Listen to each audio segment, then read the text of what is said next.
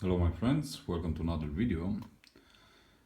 This evening I'm going to talk about a small HandyCam from Sony. This is the Sony HDR-PJ240e, and I've been using this camera for almost 3 weeks, so I think I'm ready to give you my honest opinion about this camera.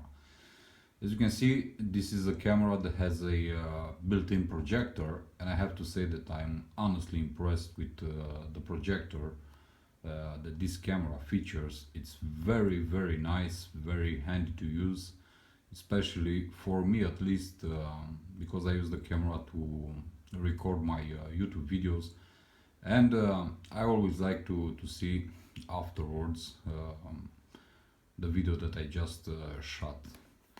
So what do we have? This is the packaging, and we have a 1080p Full HD 60 frames per second video camera. We have an Exmor R sensor, 9.2 megapixels stills, 54 times clear image zoom, which translates actually to 27 times optical image zoom, and 54 due to some software enhancements made by Sony. We have a 29.8mm wide angle lens, and the camera is capable of recording in AVC HD format and also in MP4 format, and it's also capable of dual video recording. So as you can see, these are pretty much, let's say, the basics of this camera. And this is how the camera actually looks. I've already have it installed on my tripod because I'm gonna start filming some videos with it. And this is how it looks.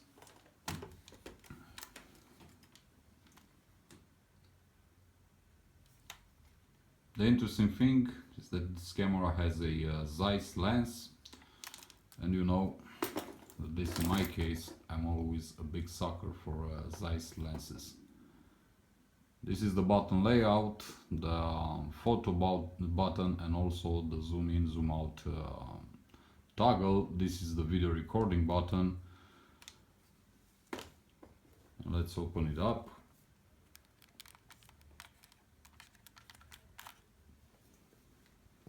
We have a 2.7-inch display. It's not the best display in the world. It isn't even a touchscreen display. All the things, all the navigation is done with this button right here. The menu is pretty simple, and if you ever used a Sony camera before, it's basically the same thing. But let's go to the interesting thing, and this is the projector. As you can see, it has a dedicated button. So let's turn this on.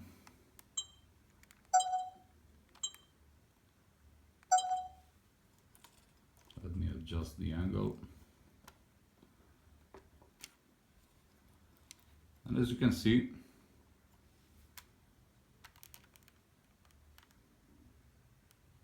there you have it. And as always, you use this button to go through the menu. The camera is capable of supporting micro SD cards. I'm using a 64 gigabyte micro SD card inside. I haven't tried it with a 128 gigabyte micro SD card, but as soon as I get my hands on one of those, I'm gonna test it out to see if it's supported. And I have to say that I'm honestly impressed with this camera, especially with the projector part of the camera. The images are very clear, very crisp. You have a toggle right above the display, which you can use to adjust the image clarity. We have a built-in speaker which uses Dolby dual channel technology for audio recording and also reproduction, which I must say is not the strongest loudspeaker considering the camera, but it's good enough for having a very good experience with this camera and this built-in projector for that matter.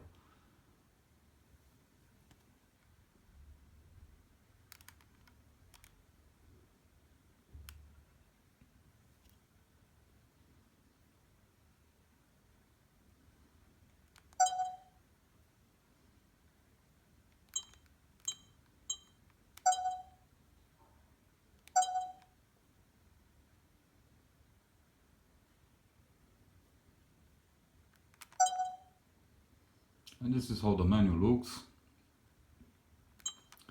We have shooting mode, we have camera and mic, we have image quality, we have setup, edit and playback function. All the settings for the image are right here. So as I said, nothing to write home about in terms of settings and menu. As I said, if you used a Sony camera before, the menu is basically the same thing.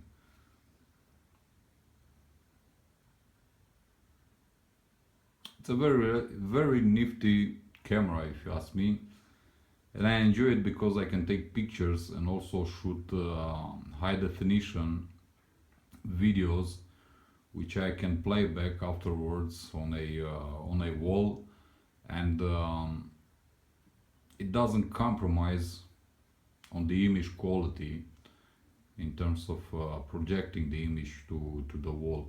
So this makes it very attractive for people like me, but also for people who like to carry more stuff packed in only one device.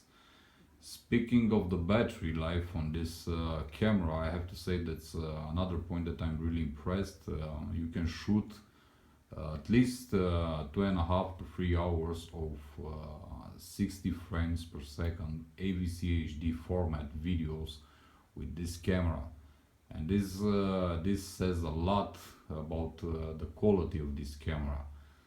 What I would have preferred also would have been I don't know, a flash, because there are HandyCams that also have flash included, but unfortunately this one doesn't have it. But this is not a big problem for me. So this pretty much does it for this camera, guys, and for my user review, if you want.